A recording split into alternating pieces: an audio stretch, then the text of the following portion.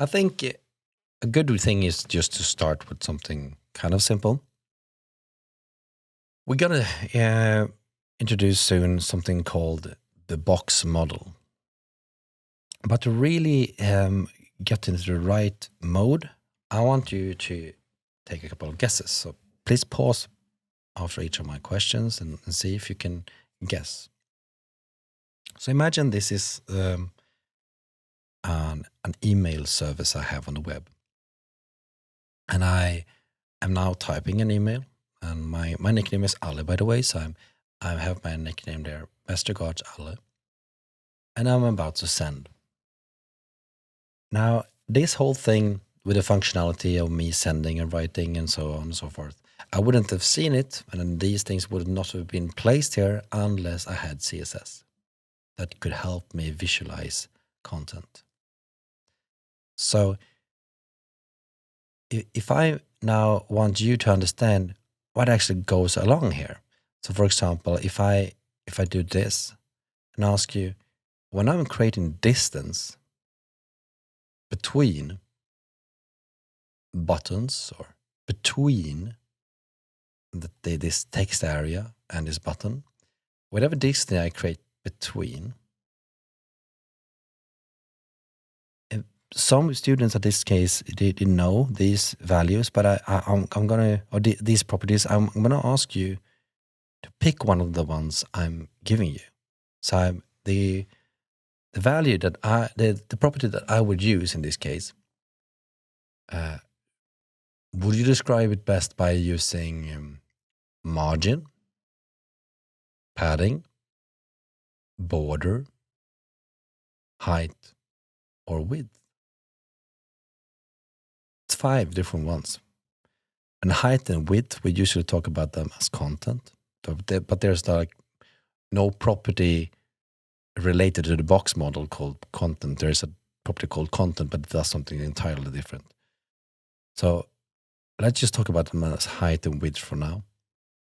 So I'm just talking about it again. So we say margin, padding, border, height, width. When I'm creating a distance between like this,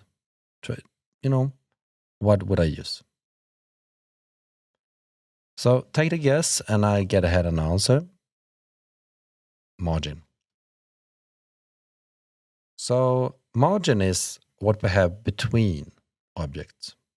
So between distinct elements.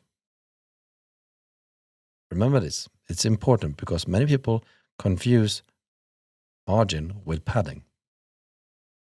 And they should never be confused. If I point this arrow here at this, you see the thing that goes around the clear button and the send button, in case actually there's one going around there as well. What would you call this?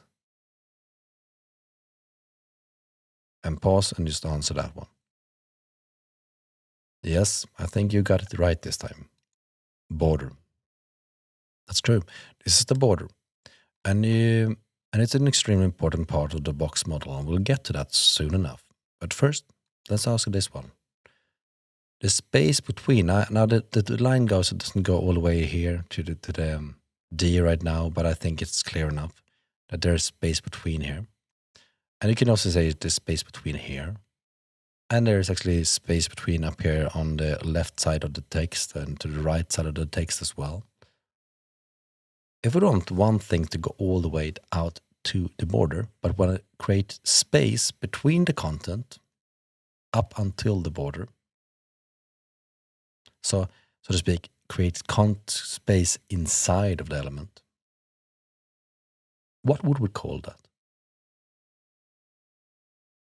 Padding, of course. So we have margin, padding, border. And that final thing we talked about earlier, height and width, call that content. So I'll go ahead now, and in the next lecture, I'll show you a lot of the things we've just walked through in Visual Studio Code, so you can understand what this is all about.